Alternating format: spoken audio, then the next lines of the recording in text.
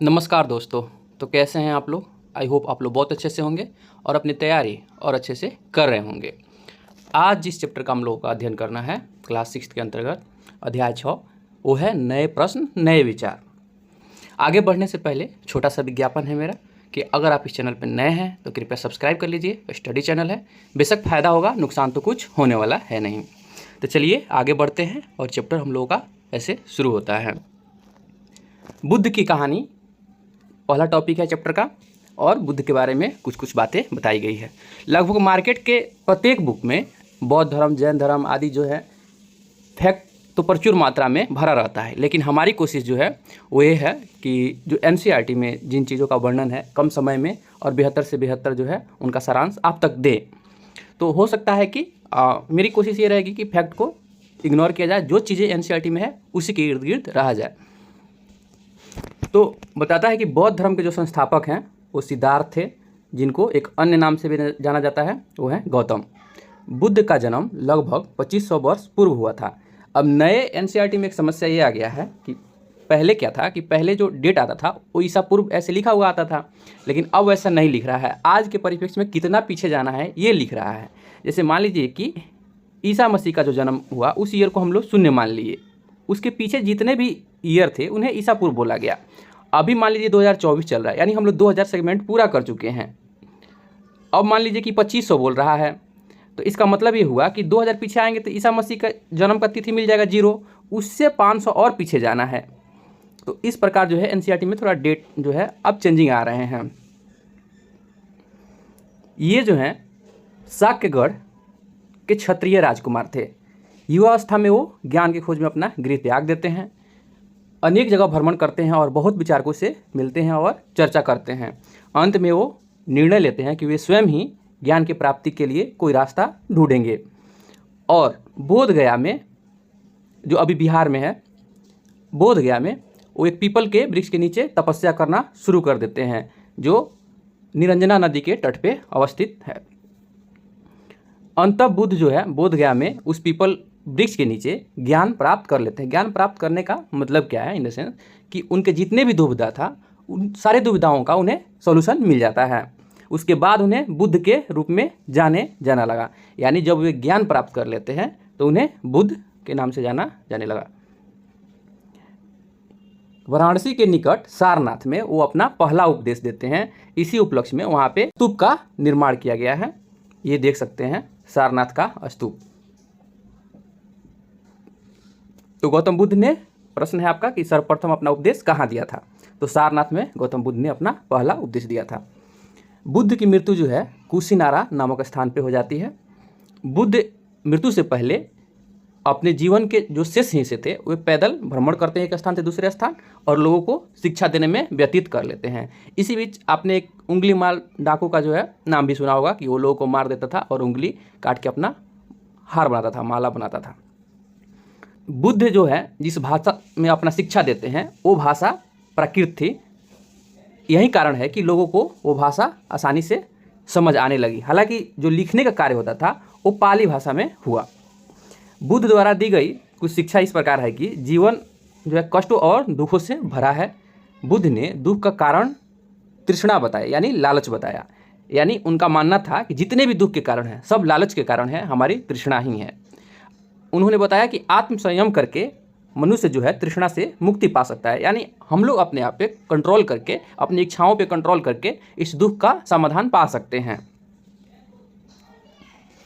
एक कहानी आती है किस्सा गोमती की कहानी। इसका जो है पुत्र मर जाता है। ये जो है अपने पुत्र को लेके नगर के सड़कों पे घूमती फिरती है, रोती बिलखती है। तो किसी सज्जन व्यक्ति उसे बुद्ध से मिलने के लिए बोलते हैं और बुद्ध के पास वो लेके आते हैं।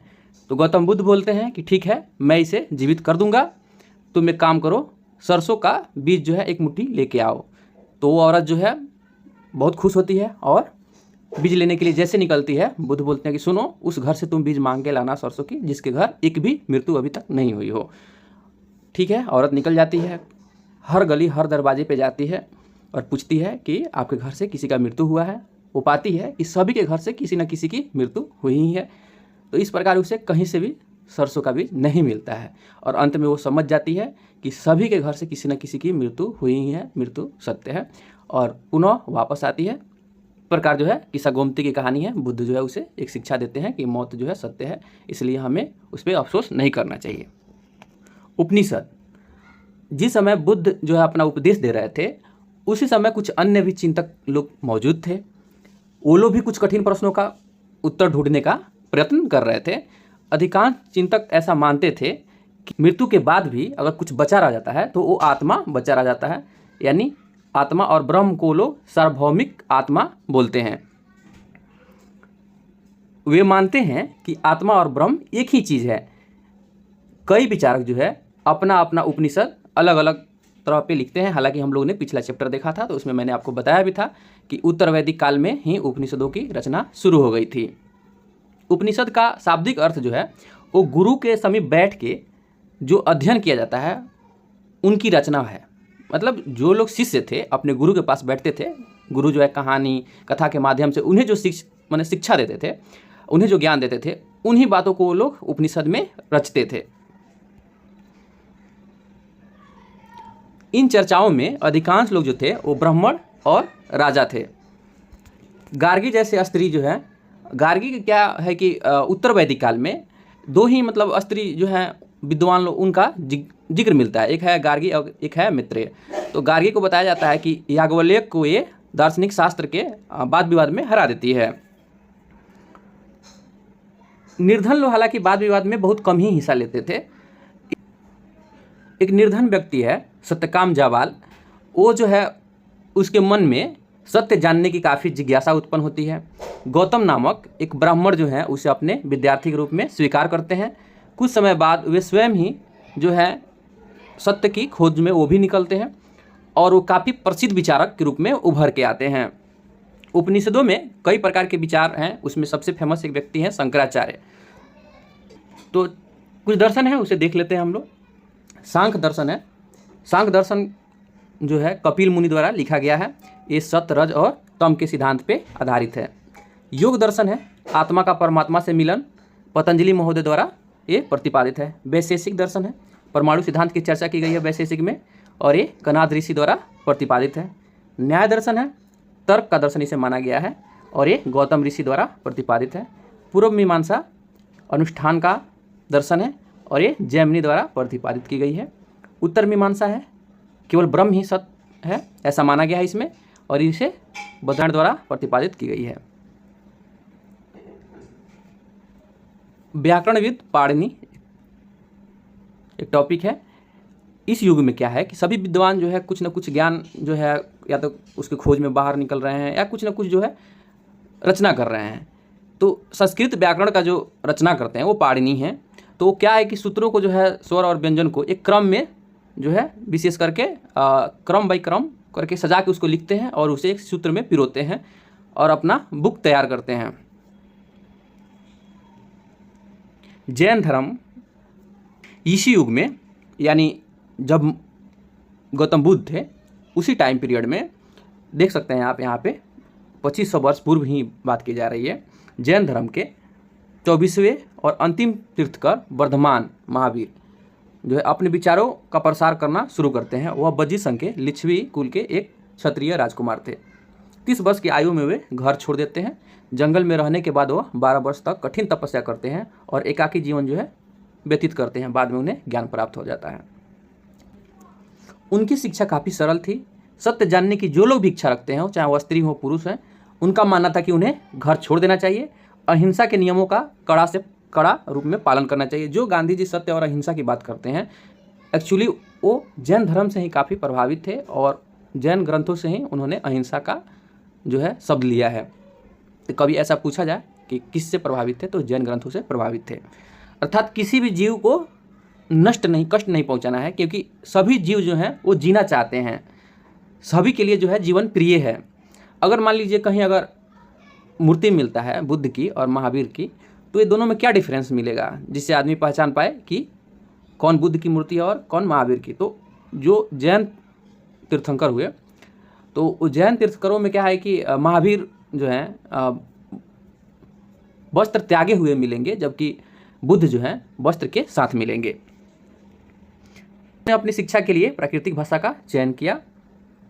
जैन नाम से जाने गए महावीर के अनुयायी जो है भोजन के लिए भिक्षा मांगकर ही सादा जीवन यापन करते थे और उन्हें पूरी तरह से ईमानदार होना पड़ता था। चोरी नहीं करने के लिए उन्हें सख्त हिदायत दी गई थी। ब्रह्मचर्य जीवन का पालन करना पड़ता था। पुरुष हो या स्त्री सभी को सब कुछ त्याग देना पड़ता था। अधिकांश पुरुष को ऐसे कड़े नियमों का भी पालन करना पड़ता था जिन्हें पालन करना बहुत कठिन था। मान लीजिए घर नहीं त्याग पाते थे, उनकी यही कोशिश रहती थी कि जो भिक्षुक और भिक्षुणी हैं उनकी वो भोजन कराने में मदद कर सकें।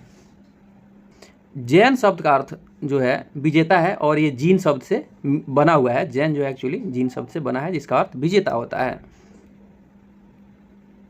संघ है, संघ भिक्षु और भिक्षुणियों का एक संगठन होता था। जब लोग घर त्याग देते थे तो वे जो है एक समूह में रहना शुरू कर देते थे। तो इन सारे नियमों का वर्णन जो है विनय पिटक में मिलता है। 3 पिटक जो है यानी बौद्ध ग्रंथ, 3 ग्रंथ जो है काफ़ी प्रमुख हैं, जिसमें विनय पिटक में जो भिक्षु थे उनके संघ के नियमों का वर्णन मिलता है। तो विनय पिटक है, सुत्त पिटक है, अभिधम पिटक है, याद रखिएगा 3 पिटक है। हालांकि एक पिटक के बारे में पीछे भी हमारी जिक्र हुई थी। विनय पिटक से पता चलता है कि संघ में सभी प्रकार के व्यक्ति जो है प्रवेश ले सकते हैं। स्त्रियों और पुरुष को रहने की अलग अलग व्यवस्था थी। संघ में प्रवेश करने के लिए बच्चे को अपना माता पिता, दासों को अपने स्वामियों से, राजकर्मियों को राजाओं से, कर्जदारों को अपने देनदारों से, यानी जो उनके सृजन करता है उनसे जो है आज्ञा लेना पड़ता था संघ में प्रवेश करने के लिए। संघ की एक खासियत ये थी कि वहाँ पे ब्राह्मण, क्षत्रिय, व्यापारी, कोई भी वर्ग हो, सभी की वर्ग मिट जाती थी उस संघ में जाने से। यही कारण था कि बौद्ध धर्म जो है काफ़ी फला फूला भी। बिहार क्या है, मान लीजिए जैन हो या बौद्ध भिक्षु है, एक जगह से दूसरे स्थान पे जब घूमते फिरते रहते थे तो एक समय ऐसा आता था, मान लीजिए कि जैसे कि हम ही लोग अभी आज के डेट में देख रहे हैं कि हमेशा मौसम एक साइड तो रहता नहीं है, कभी गर्मी होता है, कभी ठंडा होता है, कभी बरसात होता है। तो जब बरसात के दिन आ जाते थे तो वे प्राकृतिक गुफाओं में रहना शुरू कर देते थे, या कुछ लोग जो है अस्थायी निवास का निर्माण करते थे, उनके अनुयायी जो थे, तो वहाँ पे वे लोग रुकना शुरू करते हैं। धीरे धीरे क्या होता है कि इन स्थलों को जो है मतलब फिक्स अस्थायी बनाया जाने लगा था।